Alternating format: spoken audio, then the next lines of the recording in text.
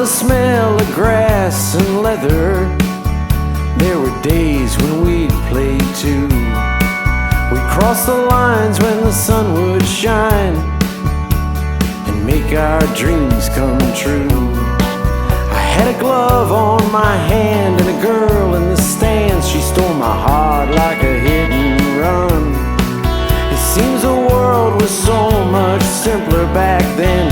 We was just out there for fun. I pray for someone to hold your hand, and baseball in the summer. Someone to walk with you when this world grows cold. Baseball in the summer.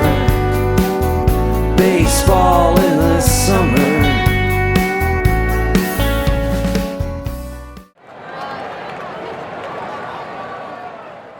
Welcome to the Brockvmac Legendary Rivals podcast, and apparently today we both got the memo. It's Blue Hoodie Day because I'm wearing one too. Greg Morreale of your McMaster Baseball Marauders has joined us. Greg, how are you doing today? I'm doing great, Mike. I did want to, before I forget it, because the memory's not as good as it used to, I wanted to do a big shout out to you for what you're doing here. This is awesome. I got a call from Mike Grilly the other day, telling me about this. And I said, he goes, "Can I pass your information along?" I'm like, "Yeah, absolutely." And then I think I was telling you, I spent the rest of the night into the early morning watching all the videos, but it was great because it brought back a whole bunch of memories, especially listening to some of the guys that I played with who you've already had these podcasts with. But I mean, I give you full credit for what you're doing. I know it's for a really good cause, which is awesome. But it's always good to go back and feel like maybe a kid again for one day. I don't know if I'm going to feel like it after that weekend, but we'll figure it out. We'll have to have an ibuprofen sponsor. I think the funny thing is, the best part about it, or at least my experience, has been that you reconnect with some people you haven't seen in 30 years, but the conversation and their lives have turned out exactly how you kind of figured they would. And they're such great people. You're like, I really want to see that dude again. I think that part's really interesting. And the McMaster story is such a great contrast to the Brock one, which was airtight. We had, 6 coaches and we all kind of had to march on and off the field. And Mac is so much more about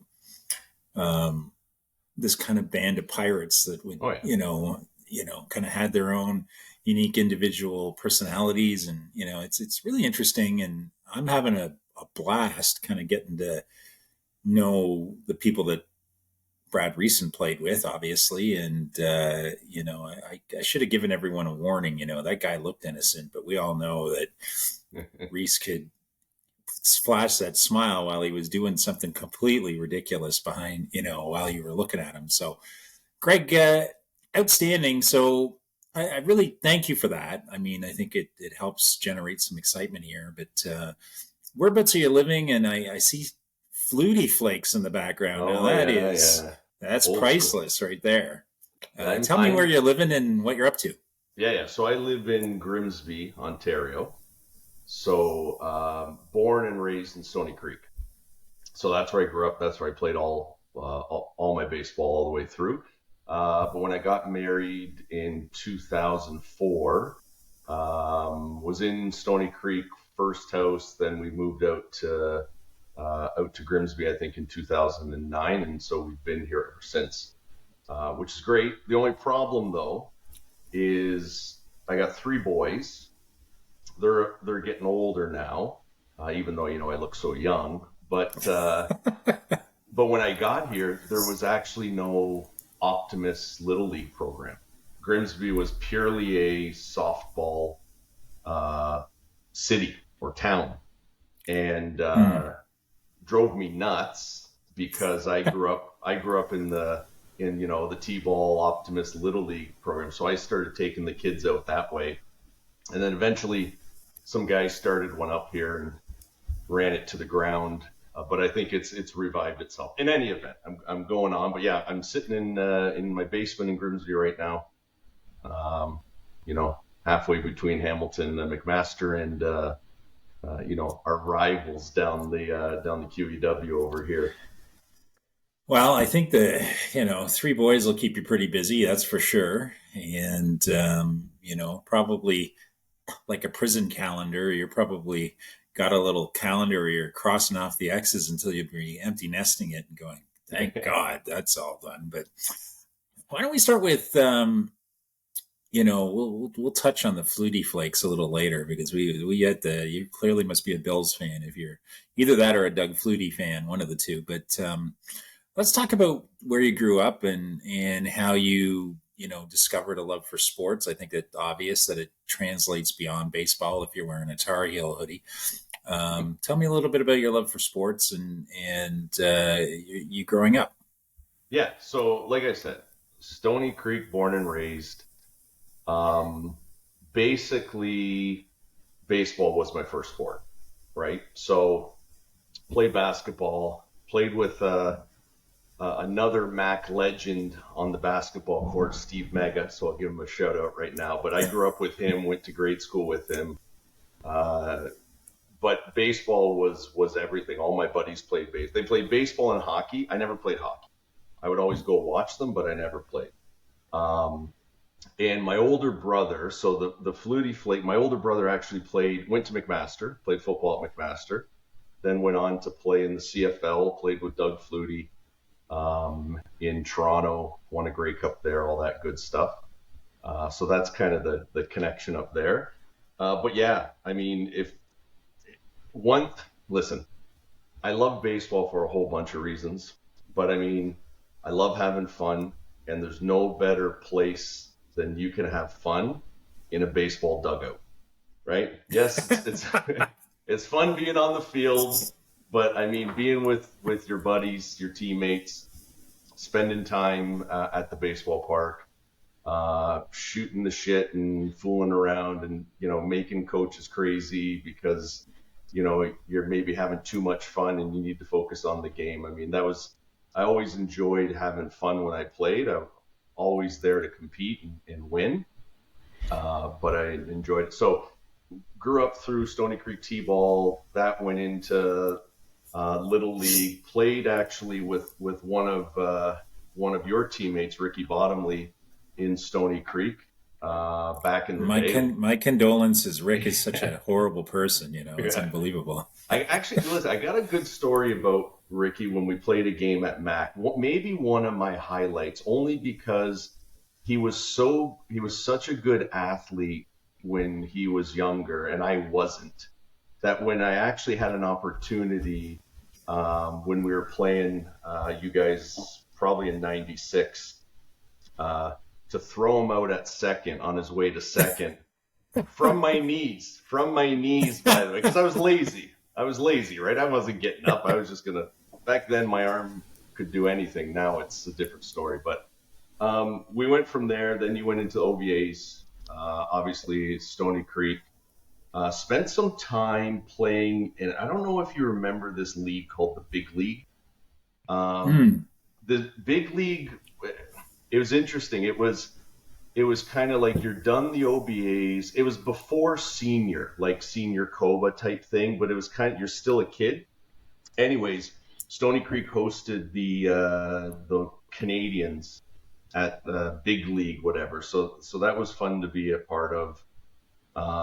And then made my way to Mac. Not to play baseball though at first, but. So, Greg, interesting to just maybe go back a bit. So you've got this an older brother, and most younger brothers are always trying to beat their older brother at something.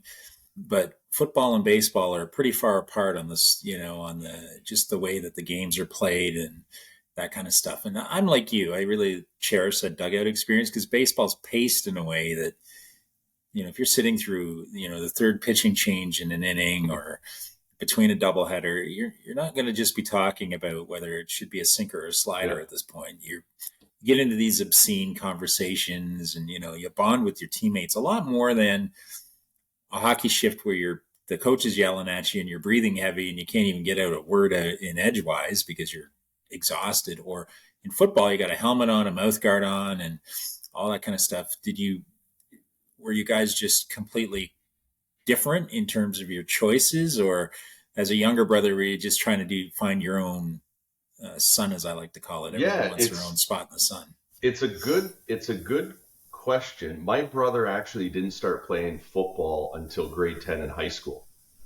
So, I mean, he was playing soccer before that. He wasn't a baseball player. If you saw him throw, you would know why. So it wasn't into baseball. Wasn't really much into hockey. Mostly, I would say soccer growing up. And for some reason, I didn't get into hockey. Like every one of my buddies were playing hockey. Like literally everyone's. I don't have no idea why I didn't get into that. But me and my brother are about 5 years apart. So, I mean, I played football in high school. We had baseball in high school as well, which was awesome.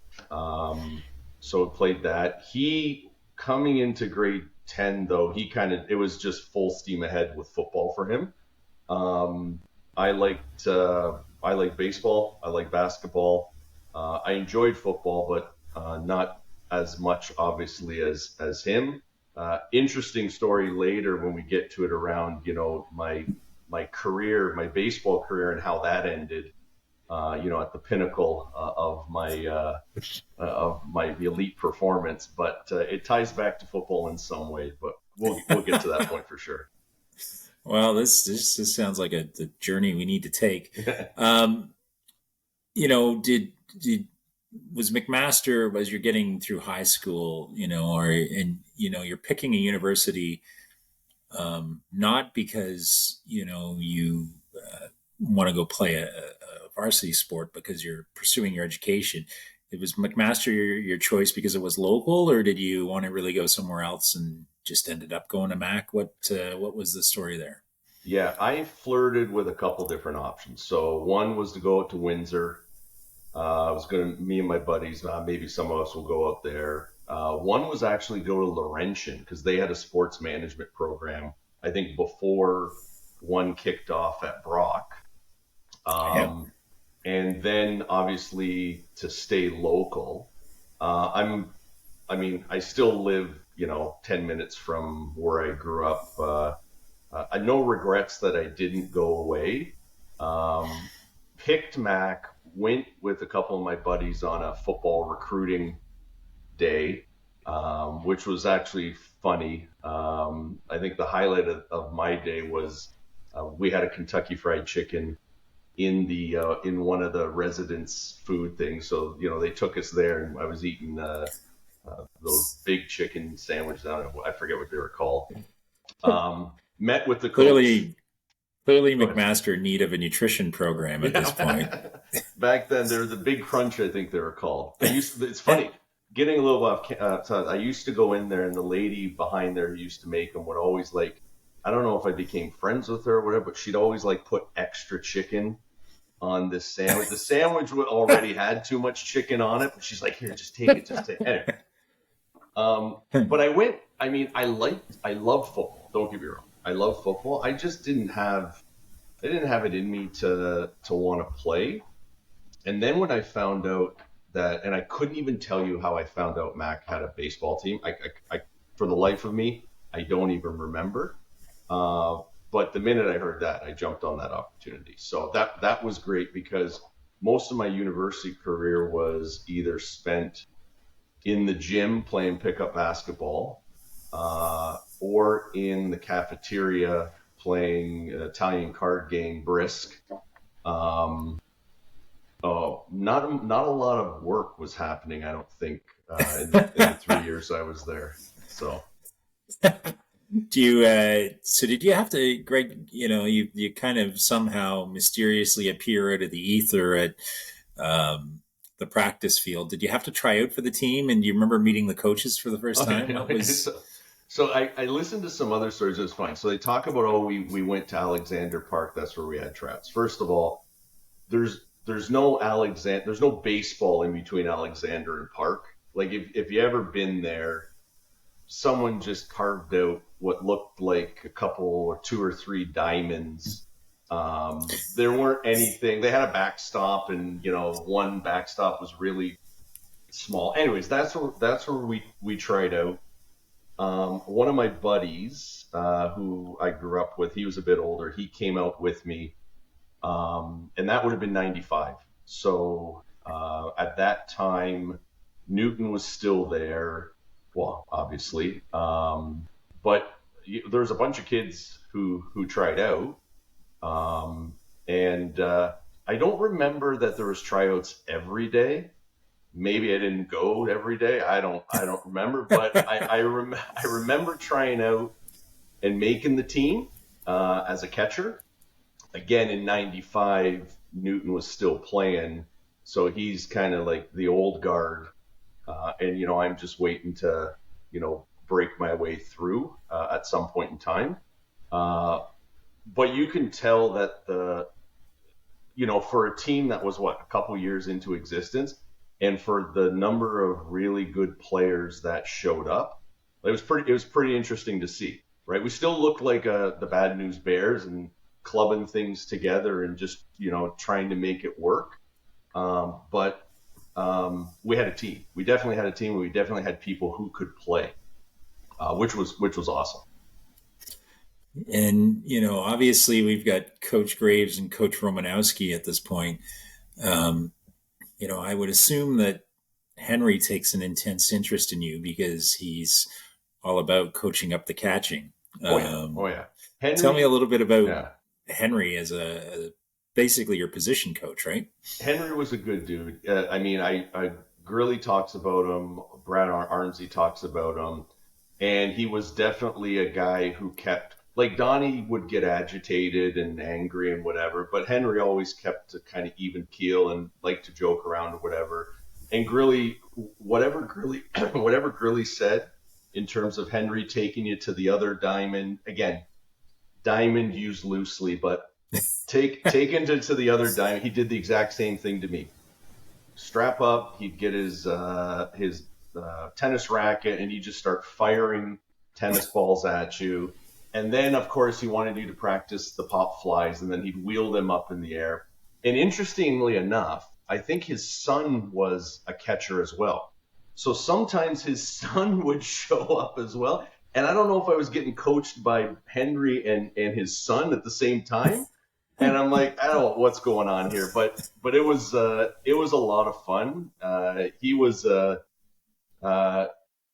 fun to be around. The last time I actually saw him, Mac did in 2007 or 2008, we did an alumni versus the team at the time. And that had been years since I had seen him when I left university and stopped playing baseball. So, Henry was a good guy. But all those things that everyone have said leading up to this podcast, they're definitely all true.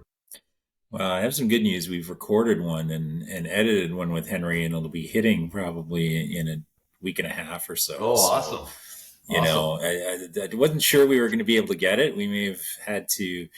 I had visions of us having to drive to Hamilton and sitting him down in front of a computer, but he was great. Was he wearing no sleeves? No, he did not crank out the mesh tank top, which is a shame. But the funny thing is, he's a kind of a man for all seasons. So we spent some time talking about artificial intelligence. That goes to show you where it went. So the other interesting thing with Henry is he maybe if you ask him today whether he liked me or not, he may get a different story. But because we were Hamilton boys, he liked Hamilton boys, right? He gravitated to the fact that we were from the city.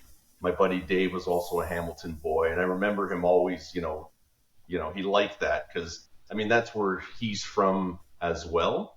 And he was always happy that, Hamilton guys, they hit for power. I remember him always talking about, a lot of power. Anyways, whether they hit for power or not, I don't really remember. But might be the biggest urban myth of all time, but there is a real value to, the hometown baseball association having players that play on, at McMaster, if it's Hamilton, or St. Catherine's Minor has not done a great job of producing players that play at Brock, for example, right? Yeah. And that you're always battling that because it's hard to recruit players from all over the province every year. And that's what both these programs, if you have a stronger base from your local organization, it makes it easier. You can focus on 2 or 3 great recruits as opposed to having to bring in 7 or 8 every time. Greg, so do you remember the day you made the team, and what were your memories of the season a little bit? We do have some, the teams are different than the team would have faced the year before. There were only 4 teams in the entire country, and now all of a sudden it was triple the size. I think it went for 12 or 16 teams nationally. But there's a Brock, there's a U of T, there's a Guelph, and there's a George Brown, which was ridiculous. But there was a wide variance of talent, and what was it like playing on the team? Did you have a good time in '96? I always had a good time, and that's maybe why Donnie wanted to kill me every once in a while or got agitated by me. But that first year, like I said, I was a rookie the first year. I couldn't even tell you how much I played. I think the only thing I absolutely remember, if I remembered anything from '95, is we went to play U of T. We took the bus down, and I was riding the Pine. And at some point in time, I don't know, later innings, they put me into hit. And I remember walking out and turning to the guys and say, you want to see, like, I'm going to put on a show here. And I stepped up. I stepped up to the plate and literally hit a bomb off of the light standard. Right? Like it was like, well, you're the rookie, right? You're on the bench. You're doing your thing. Either you're on the bench or, with Armsy, I probably caught more innings in the bullpen than I did in the actual game with this guy, because he had to warm up his arm 300 times, before he was ready to go in. But I hear he also had 9 pitches, so he probably ran out of fingers to put 17. Oh, okay. He was everything he said. If there's one interview or podcast I listened to that brought me like literally right back to like I could almost see it happening, it was that podcast. And the reason why is he like ate, slept, drank baseball. Like always looking for an edge. I think he had 17 pitches, or at least he had one pitch with 17 variations to it. And he was when he says that we were so strong up the middle, and when a ground ball was hit, he would just start walking off. He would, and like I could visualize his kind of walk, right, as he would just kind of make his way from the pitching mound into the dugout. But it was a lot of fun, right? I mean, you get to go on the bus, you get to shoot the shit with the guys. 96 would have been a year where I absolutely played more than 95. Yeah. So definitely got my time or my turn to get in the games and hopefully make a difference. Although it was funny, I just for shits and giggles, I said, I'm going to Google my name, McMaster Basketball. You'll never find me. Like people may not even think I played. I'm just making this all up. But you do see my Mac degree over there. So that is proof I at least went to the school. Well, or got a Cracker Jack box. There's my Brock trash talk of the day. So Greg, tell me a little bit about some teammates that you remember. It's clear that you spent a lot of time with Brad Arms, who was constantly having to warm up and go in.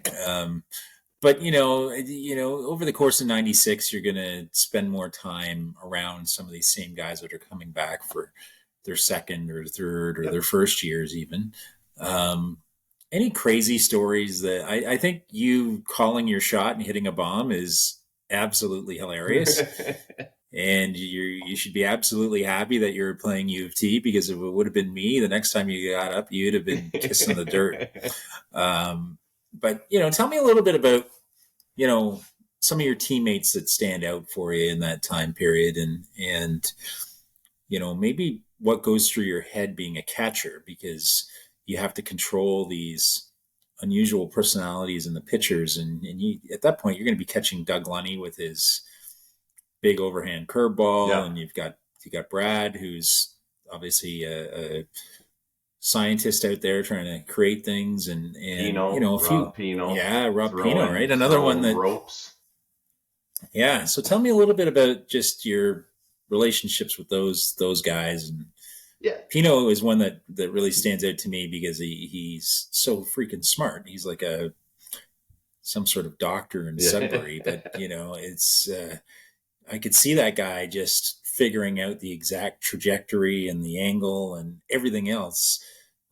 Different personalities that you're trying to handle here, and as a catcher, they're placing their trust in your judgment, right? Yeah.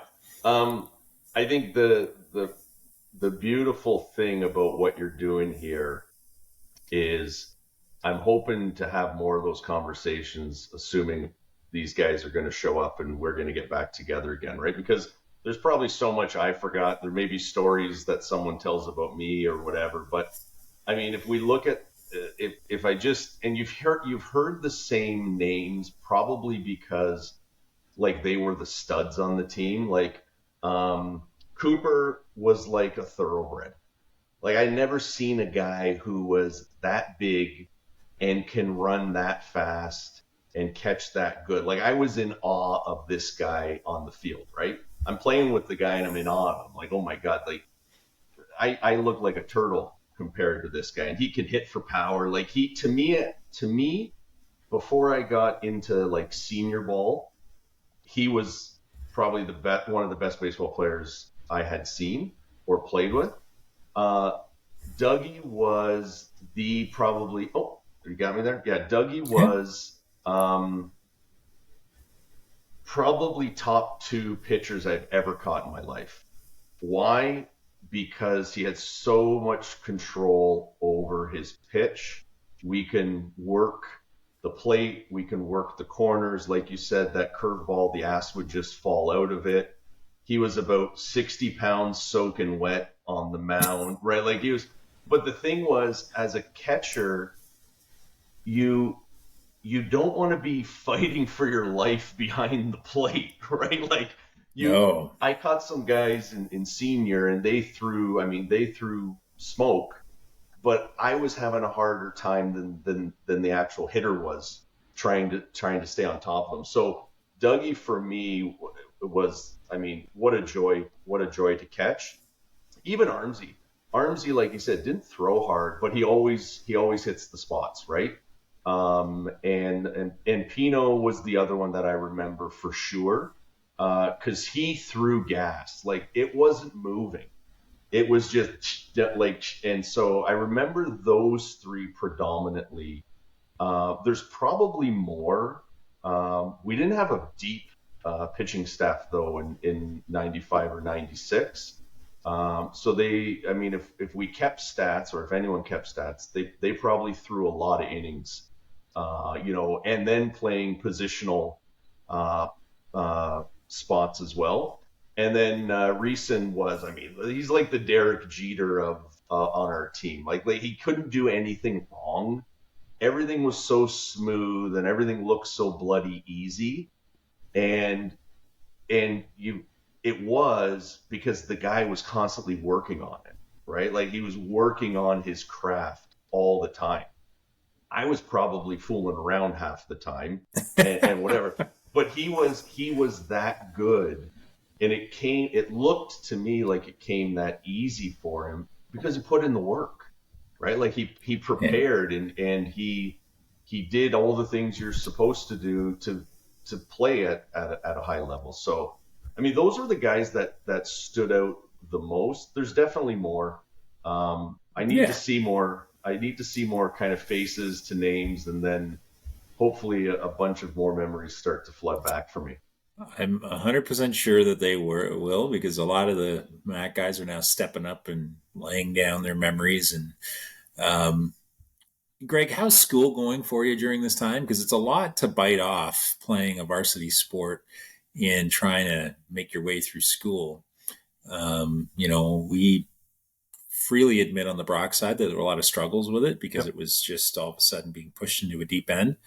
But do you know what you want to do at this point with your life coming out of Mac? Yeah, so I knew I was only going to be at Mac for 3 years. I couldn't see myself in school for more than 3 years. So that was one. I was in a program called Labor Studies, which was a good program. It had I wrote an essay. I don't know how many essays I wrote over the course of the 3 years I was in this bloody program. It was way too many. But like I said, I spent most of my time either in the gym playing pickup basketball, or I was smart enough to get by, right? Put in the minimum, but get by and make it through and whatever. So school never really got baseball never really got in the way of school. And then obviously school wasn't going to get in the way of baseball, because that's a lot more fun than school. But yeah, I knew though 3 years was when I was exiting, so it worked out fine. It actually worked out fine for me. No real concerns. Yeah, so you'd have been there in a couple of frustrating years where you guys were beating your heads against a Brock wall at that point. And Yeah. but did you realize that the Brock games were just different than playing the other schools, where there was this rivalry of teams that were clearly, I think, ahead above? I mean, U of T was kind of in there too, but they were good, yeah. I think those two teams in particular were starting to separate themselves from the other teams in Canada at that point. Yeah, I mean, Brock. I think one of the things about your squad is, I mean, you look like a professional baseball squad. Like, you had coaches for every bloody position. What did we have? One, two, or three coaches. We kind of just clubbed together, making it work. So I think that was part of some of the fuel that kind of fueled the rivalry, in the sense that, you look across and they got everything. They're the haves and we're the have-nots. And so you want to go on the field and you want to make it count on the field. But those, I mean, listen, if you're playing any sports, win or lose, you want to be in competitive games, right? I get it. You hate to lose. You're there to win, but you also just don't want to be pounding through everyone, and there's no fun in that, and you don't get better from that. So yeah, they were fun. We played out in Waterloo. Did Waterloo come in 96? They may have come in 96. So we went out, played in Waterloo. We were up in that place up near Oshawa. I forget the name. Everyone talks about this rivalry. I don't even know what that rivalry was. Durham College. Yeah, you guys didn't get along well with Durham College. That goes back to your 1994 days, where they bunted when you had 8 guys on the field, which is really pretty cheesy. And I think even if they would have done that, it would have been like, okay, the next guy gets one in the ear. Yeah. I think it's an interesting time too, because playing fall baseball, there were times where it was colder than hell. And I remember playing you guys in 95, where we had to come to Hamilton, and it was so cold that it's the only time I ever really played the diva card. The pitcher, I went to Coach McRae and said, no, I'd prefer not to go out there. I have icicles coming out of my nose here. It's so freaking cold. So I kind of begged off of that one, but it was different playing fall baseball, right? It was, there were days where it was tough, and I can't imagine how cold you would have gotten behind the dish doing that. Yeah. You know what? I mean, as a catcher, you're always moving though, right? Up, down, whatever. And you're always in the game. You got a little bit of extra padding. Obviously I had my own extra padding, on my body as well. But, I loved being in the game. That's why I love that position. Like, I started my career pitching and then third base. And then once I got to catcher, that was it for me. I loved it. And because you're moving and you got to be on the ready all the time, never really bothered. I remember going to Waterloo that one year. It was freezing in Waterloo. I forget what time of the year it was exactly. I just remember like who's playing baseball in this weather. But once you're in the game, right? You're in the game. Like it could be a tornado and you're playing baseball or you're playing any sports. It's time to go. So I was good like that. Yeah, before we get into the next chapter of you leaving Mac and going on to the next chapter of your life here, and a really interesting question to say to a catcher is, do you have an ongoing conversation with the umpire when you were catching? Loved it. Like give them a hard time if they missed a call? You know what I did? I kind of took a different approach. I always worked the umpire not as an adversary, but more as a, let's try to get them on our side or on my side of the fence, right? So, I mean, all my way up.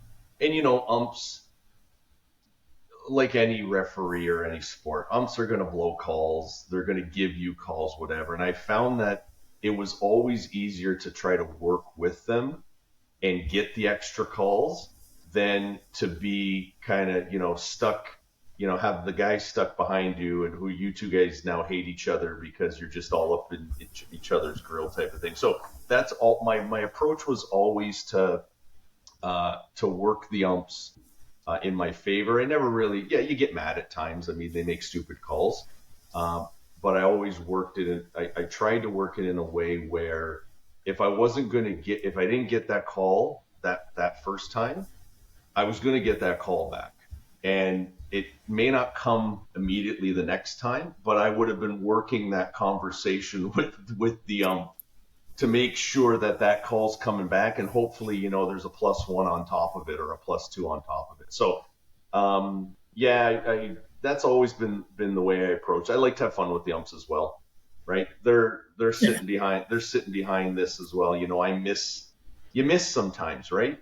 And not intentionally. Like sometimes you just don't get down fast enough, or you don't block the ball, and it goes off, you know, them, and they're pissed at you, and you gotta deal with that too. But hey, listen, couldn't catch them all the time, so. No, and here's another good one. You played in an era where runners could still barrel the catcher. Yeah. You know, and a play at the plate. So do you ever have any of those wild experiences where someone gunned you at the plate? No, nothing crazy like you would see sometimes on these highlights on TV, or nothing like that. I got lucky. I'm lucky those runners were faster than the ball coming in, I guess. So shout out to whoever was throwing that ball in, that they didn't do a good enough job, because I did get, I don't remember in Mac ever running into that scenario. In other baseball that I played before and after, even in the senior league, you weren't supposed to, you know, slide at home or whatever, but there's always be that person who, you know, just didn't care for the rules.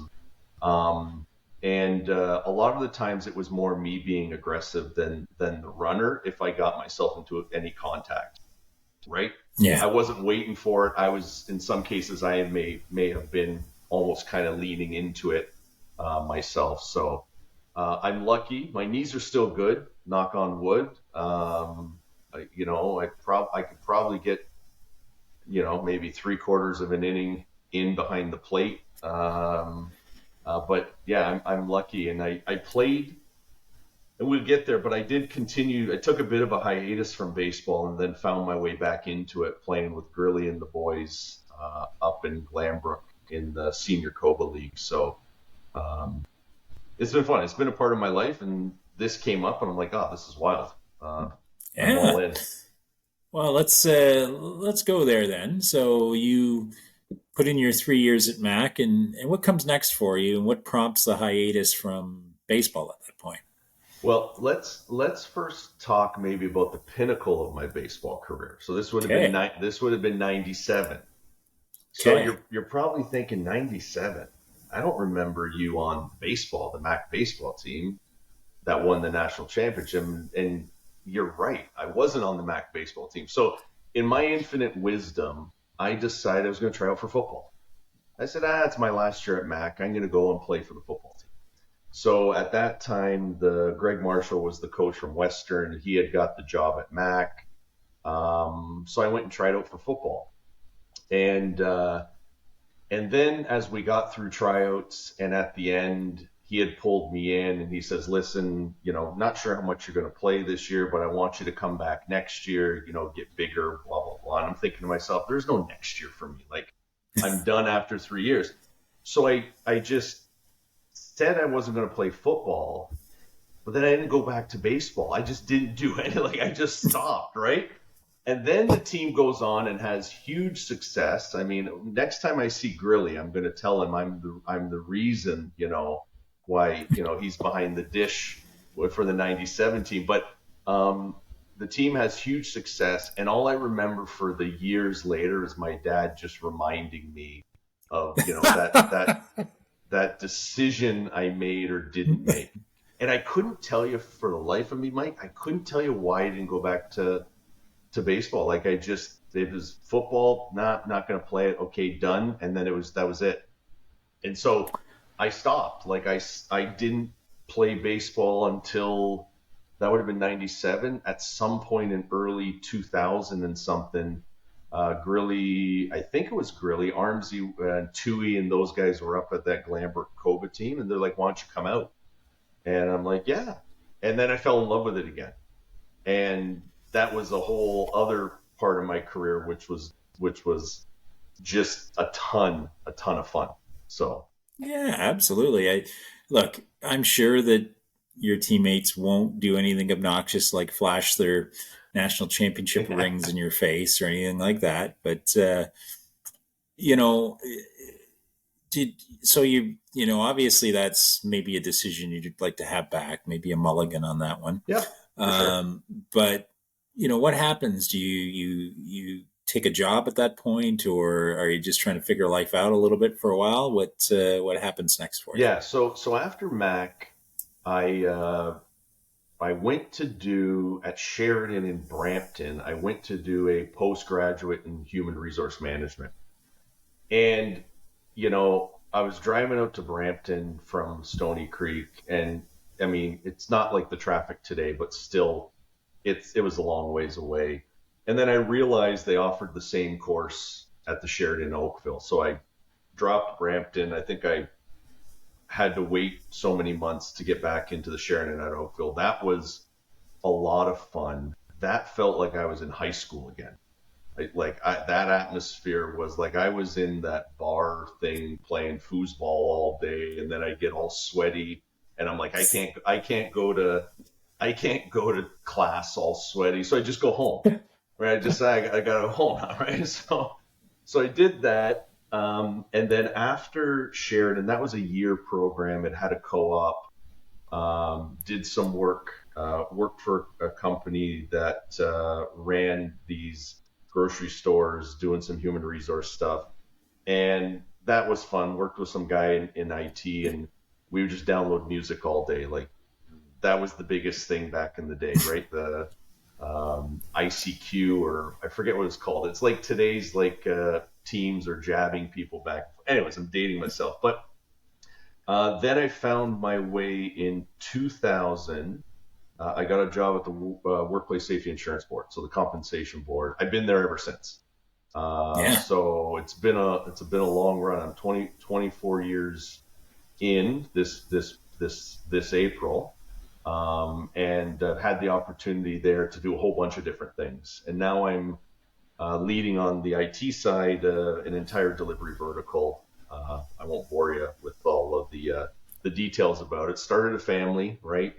Got married in 04, in 06 had my first kid, 08 my next one, 2010 my next one. And then really pretty planned out, just for the record there. Every 2 years it's kind of a thing. Yeah. The stork comes to visit. I don't know that we planned it though. It just happened, I guess. Every 2 years I woke up and I guess we decided to have some fun, and then or whatever. But yeah. But during that time, I got back into the senior baseball. Yeah. And what was interesting about that, besides the fact that it was a load of fun, like I said, played with some of the guys from Mac, Thibodeau, Grilly, Armsy, etc. I know some of those guys had played earlier, but like I said, I kind of went on a hiatus. But one of the things I always said was, like, at that time, it's so many years later, you got these kids coming back from the States. They've played ball either in some junior college or, some D1 or whatever program. And I remember saying to myself, like, the guys I played with at Mac, like those guys I talked about earlier, the Koopy, Dougie, those recent, like those guys were just as good, if not better, right? It's just at the time, a lot of people weren't doing that. A lot of people weren't looking outside of, let's say, Canada from a baseball perspective. But it put things into perspective, because even to today, some of the best guys I played with may not have had the pedigree as some of these kids who I was playing senior ball with, and they're over here and they're in Boston and they're whatever. But they're still this, better than them. So it was pretty cool, because some of those names are still, the fact that I played with them is one thing, but their baseball ability still matches up, to other players I played with who came from, you would argue, better programs, right? I don't necessarily know that the Canadian baseball program at the time was considered to be an elite program, but just goes to show you, they were really good baseball players. Really good. It came a long way really quickly. In '96, Dalhousie beat Brock in the national final, and there was a pitcher that pitched for Dalhousie who immediately then signed with the Expos and went on to a 5-year career in the minor leagues. Yep. And that was, I think, the first professional signing out of the CIBA at the time. And, you're right. I think there's been a couple things that happened, though. One of the main things is they made a legislative change in the NAFTA agreement that would allow for professional athletes to go to the United States from Canada without having to get a green card. And then that opened up a lot more U.S. colleges and universities bringing Canadians down, because there was an end to the journey at that point. If you developed well enough, then you could go on to play professionally. And so I think, it's 6 of one, half dozen of the other. The players are roughly the same skill set, and they haven't had the systematic changes like hockey has had, where all of a sudden all the kids are twice the size of what they were 30 years ago, and the game is so different. You're not taking 2-minute shifts, you're taking 30-second shifts. And I think now we're starting to see the changes in baseball, where they're going with inning limits, and pitchers are coming and throwing as hard as they can for short bursts, and then they're out of the game. That's a big change, and that'll change it culturally. But tell me a little bit about senior ball. It was one of the changes. Did you have to convert over to wooden bats from aluminum? Yeah, which when you were growing up playing baseball, we were always pulling the wooden bats back. I even remember in Little League, right? It was almost like this cool thing to do, right? Because everyone was using aluminum bats, and then someone would say, "Oh, I got a wooden bat," so you'd want to either try to hit with it or try to break it with a pick, right? Like you're trying to do something with it, right? So like I said, I'd been away from the game for a while, and senior ball was good ball. Again, we had a similar team in Glanbrook with a lot of really good talent, kind of like a Bad News Bears team as well. And we probably should have done better or achieved more, especially when we, made those trips down the 401 to Windsor for the eliminations and whatever. But I think sometimes we had more fun off the field than we did on the field. And, it got in the way. But the baseball was awesome, right? It's funny. It wasn't till I got to a point, and I don't know if it was 07, 06, I don't know where it was, but I got to a point where I just couldn't play anymore. I couldn't throw the baseball. I don't know what happened to my arm. So, ground ball would come or ball would come in the dirt, guy would swing at it, right? He's running down to first. And in order for me to get it to first base, I literally would have to throw like this moon shot lob ball because my arm's done, right? And then I started noticing I'm having a hard time picking up these pitches, right? These pitches are coming in and I'm fighting everything, right? I'm like, what's going on? And it wasn't until a couple of years later I realized I needed glasses. Like my eyes were going. Like they weren't like they were prior. So that's when I kind of knew it was time to hang it up, make that, that slow walk to eventually to softball, men's softball Wednesday nights in Grimsby, where you still have fun with the boys, right? Completely different game, by the way. I'm not even going to compare the two. Baseball to me is still far superior. But and then it was a lot of doubleheaders too, right? Now you got a family, now you got kids, you're spending an entire Saturday at the ballpark. Kids are young. Your wife needs her own time away, from lugging, because you weren't going to lug the kids around. But it was good that my kids got to see me play, not all of them, but whether they remember me playing is one thing. This is actually one of the cool reasons why I love this opportunity in September. I actually would love my kids to come out and watch me. I think though I'll probably be the butt of all jokes after that, but it's still cool, to have, to be able to say, your kids were able to watch you play something you love, right? So that's another cool element of this that I'm looking forward to. Knowing my luck, they won't show up or they'll have something else to do, and there you go. My dream's gone. Well, let's get into what being a father has meant to you. I think you speak with some joy. Are your boys into sports, or have they picked up anything that everyone I've spoken to has been a coach for one of their kids, or So tell me a little bit about that. Yeah. So knowing my luck, all my kids went into hockey. I never played. Right? So my one middle guy went and played. So I coached them in t-ball. They played t-ball in Stony Creek, and like I said, there wasn't anything really in Grimsby in terms of like little league.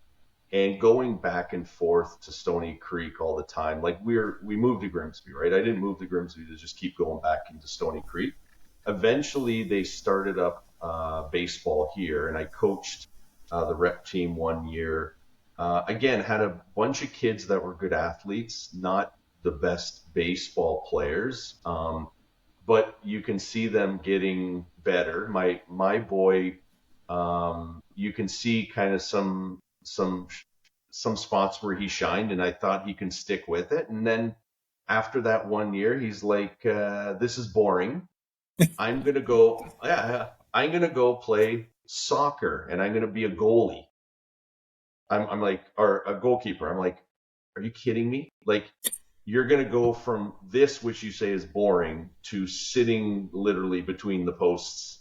So that was the end of that. Unfortunately, that was the end of my baseball coaching career, which kind of sucked because I loved being with the kids and and shooting the crap and stuff like that. But I've coached them in hockey. We just finished this year. My two older boys play together now in house league. They stopped playing rep, so we coached that team this year. Me and my buddy coached flag football when my kids played flag football. Coached my kids in basketball. Kind of like, when you go to a game and you realize that the right structure is not there, or the people who are running it are doing a good job, but they need help. Like, I'll automatically get up because I just get nervous. I think number one, it's like, and then you want to see the kids develop, right? You want to see them have fun. So yeah, I've coached a whole bunch of different sports, which has been fun. Now though, like my oldest boy, he's turning 18, so he's technically done his minor league hockey career, and so he can either go juvenile or basically to the men's league beer league. So that was actually kind of sad, right? Like you watched him and helped coach him, all the way for the last so many years, and then it gets to the point where like this is going to be the last game he's ever played. Now he's not in the NHL or anything, but it's still like you invested a ton of time and energy and you enjoyed it, and then all of a sudden it's like, okay, it's done. And then you look back and you're like, holy shit, like that was like 10 plus years that just flew by, right? So it's been a lot of fun though. I can't complain. One of the more unique things that people don't understand about being a sports parent is you end up hanging out with the other parents of the kids who are there, and it's a great social. I have a lot of great friends that I met at hanging out at hockey tournaments, watching our kids. Well, we freeze our ass off, being at an arena early and then having to be away at a tournament or whatever. And some of my best friends I've ever met were other hockey parents that were just there to, what else are you going to do on a weekend except, we all know this routine. You go to Tim's before the game, you sit through the game, you go to Tim's after the game, you come back, you sit through another game, you find a Boston pizza or whatever, and, you sit the kids in one area and you just like hang out with the parents in the other, right? So I'm sure that it feels tough, but maybe at 18, he'll find some other, some other outlet for it. It's probably tougher on me, not him. Yeah. His brain, who knows where it's at half the time. So he's just going to go on and do it. Me, it's going to be like, okay, what's like I said to my buddy, like, what do we do now? We got too much time on our hands because we would be filled up with going to sports, driving them, watching whatever. And as that starts to end, my hope is that, when he goes to university later this year, that he sticks with it, even if it's intramurals, right? Like, not expecting you to try out and make, the varsity team. The competition is a lot tougher than, it used to have been for a lot of these sports. They're, MAC football from when I went to try out to now is night and day in terms of how that organization is run.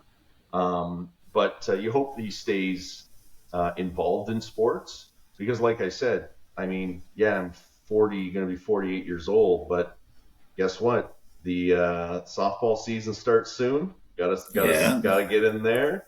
I still play. After about a 10-year hiatus from outdoor football, I went back last year to play outdoor football. So I got to get ready for that. Weekend warrior, baby. Yeah, you gotta do what you gotta do. Yeah. When you're a supreme athlete, you can't. You got to put on a show for the people, right? For all the fans that are watching me. This is true for it's just enough so you can go do flex in front of your partner, your wife, and say, "This is what I used to be. I used to be damn good at this." Let me ask you this. Obviously, you're a big enthusiast. Played a few things. We alluded earlier. You obviously got a signed Ticats ball on your wall there and Flutie Flakes. And you're wearing a North Carolina hoodie. Are you a sports fan outside of playing it? Are you a guy that just goes to sports events and eats that stuff up? Because you're right in the kind of the heart, the heartland of either being a Buffalo or a Toronto guy, a CFL or an NFL guy. Yeah. But interesting to get your perspective on it, given that you had a brother that had a pretty distinguished CFL career. Yeah. My cousin too. Before him, my cousin Paul played out with Toronto as well. Had a really, really good career in the CFL, and then his brother played for a little bit. So, I love sports.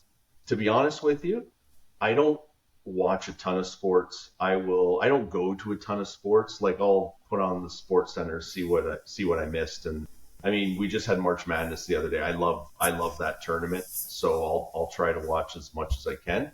I love playing sports. Yeah. And I just love it.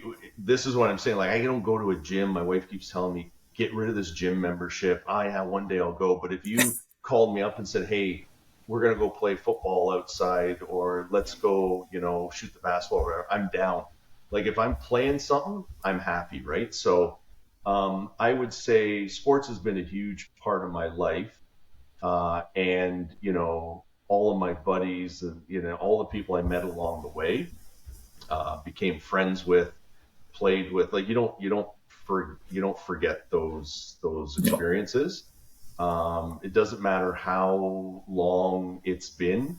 It could be 30 years. You get back with those people, and it's like you just saw them yesterday, right? Like time didn't pass by. So that's what I love about sports, and the reason why it's been something that I've been involved in. And the new one's golf. Well, it's not new. I played a lot of golf when I was younger.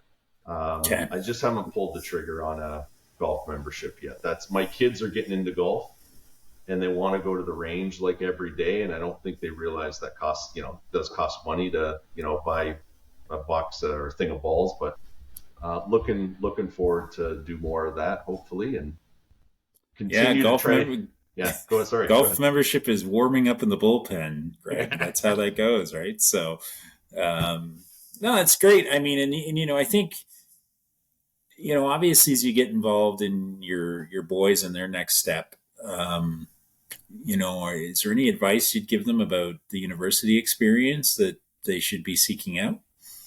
Yeah, I think, listen, my oldest is going a year before I did. I wasn't ready. Like I wasn't ready at the age that he's going to go. Right. So, it's a different world, right? In university, you're not befriending your teachers the same way, depending on what programs you're in. Those classes can be huge, right? And so I think the experience, obviously get some life experience, even if you're going to stay close to home.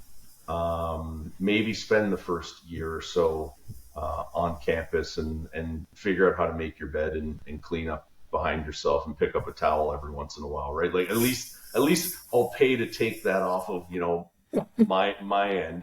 But then take advantage of it, right? Like really take advantage of all the opportunities that come and all the people that you can meet in university, right? Like yes, it's important you're there because, you want to get an education and then eventually that leads to fruitful employment, but don't forget about, meeting new people, trying new things, those types of things, because you're not going to get the time back, right?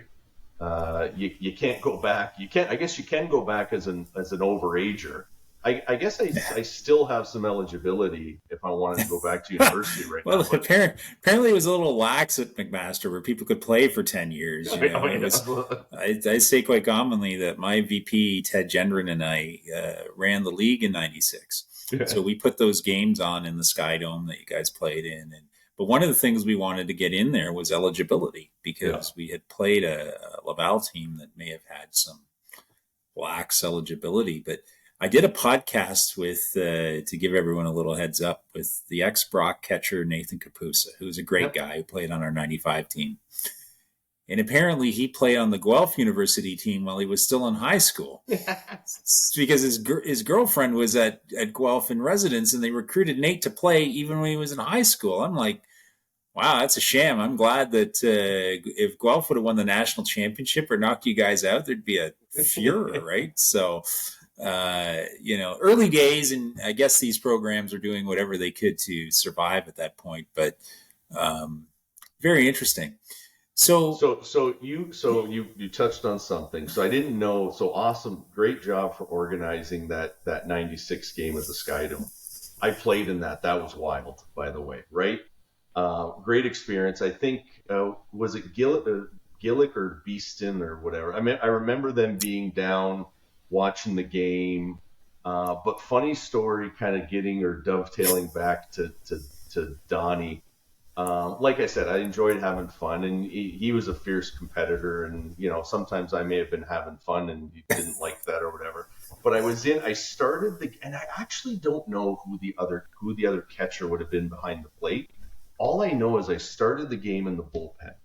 So we're in right field bullpen, we're sitting up high, and we're watching the game. I thought, this is great, right? You're pretending you're a major league or whatever. And at some point halfway through the game, I pretend to go on the phone, right? Like I'm getting a call, right? So this call comes in, and I go to the one guy, said, "Hey, Donnie wants you in to pitch. You got to go in now, right?" So the guy goes, "Yeah." So he goes out. He starts running down the right field into the field, right? And all I remember to this day is Donnie comes out of the bullpen and he's doing one of these, like, what? He's like, "What the hell are you doing?" Right? To this guy. And then I remember we were at the nice field that you guys had, where that professional team, I forget the name. Community Park in St. Catharines. Yeah, we were there. It was a nice day, and I had stepped up to plate and I had hit this ball, and I was sure it was going over. It was left center. I'm like, this is gone, right? So I run down first base. Now, as I'm running, I'm just watching the ball, right? So I'm running. All of a sudden, the ball hits the wall, and I realize I'm 15 feet past first base. Like I right? So now I'm like, fuck. I'm going to try to get to second. I wasn't the fastest guy around. So now I'm on my way to second. The throw's coming in, and I did like this, I don't know, like this ninja step move to like step over the whatever. And I just remember looking over to Donnie, because I mean, those were intense games, right? Yeah. And now you got this guy, 15 feet past first base and then trying to get to second. And I just remember looking over, and it looked like he wanted to absolutely kill me. But those are some of the memories I had with him, because he was intense. He was competitive, and those games meant a lot to him. But I always kind of kept it, even keel. But I think he wants to kill me. I am 100% sure that Coach Graves will send you an email in back of watching this, and he'll be like, "Morreale, you owe me 20 foul poles still." Like that's just the way that goes. It's, it's good that we had intense coaches at that time. I mean, Coach McRae was also very intense at Brock, very, very intense. And, I think for young men in particular, we're maybe not the most mature, most settled people at that point in our lives. Some of that kind of probably paid off later in life. You either learned to kind of understand that there is authority in the world, and yep, maybe you got to pay attention to it every so once in a while, but also that there's structure to things, and that there's some benefit to working hard and all those kinds of things. And I really appreciate my time with the coaches, and knowing Coach Graves too. They cared so deeply, and they didn't get paid a dime to do this. In fact, they're out of pocket a lot of the time for things that the university were not reimbursing them for. They weren't, even for parking, if you think about it. Coach McRae would come to the university, you have to pay for parking, for God's sakes. And we were representing the university. It's kind of a crock when you think about it, but 30 years later now, these programs are, embraced by the athletic department, and they're kind of, but, in Mac's case, funny enough, it's still a player-funded, it's a player-funded program now. Those players have to pay. I didn't realize that. And yeah, part of what we want to do is change that culture a little bit. They represent McMaster just as much as the football team does. Yep. And I get that McMaster has a lot, it's expensive to run football because of equipment and the rest of it. But those athletes are no more or no less passionate about representing their school. And yeah, absolutely. I think that's hopefully something that we shine a little bit of a light on. Greg, after 30 years, it'll be great that you can now make the decision that, your choices are baseball or traction as opposed to football. But we're really looking forward to seeing you in about 6 months' time. And, I think everyone will be pretty happy to see you smiling behind the dish. Are you planning on catching? Is this you're going to try to catch? Yeah. Listen, I told my wife, she's like, you better start working out. I told Gurley, I said, Gurley, I'll go behind the dish. Guaranteed. I'll do it. Like I should be okay, right? Putting aside the softball, which there's not really much going on there athletically, but the football, at least, because I play center and I'm snapping and that at least gets me moving a little bit, so I won't be in full rigor mortis come September. But I'm 100% looking forward to it.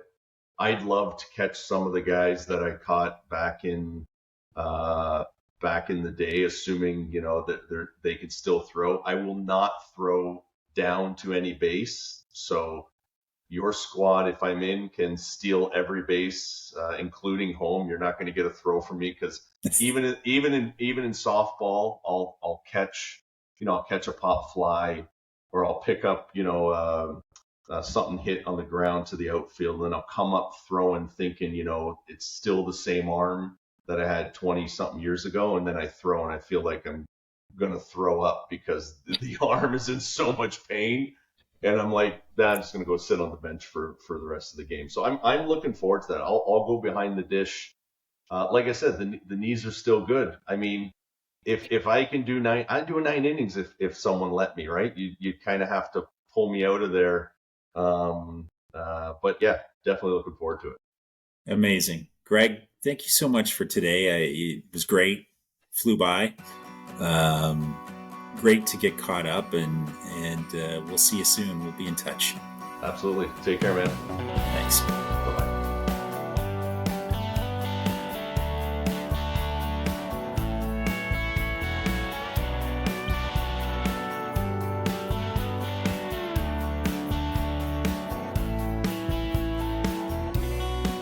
Well, the smell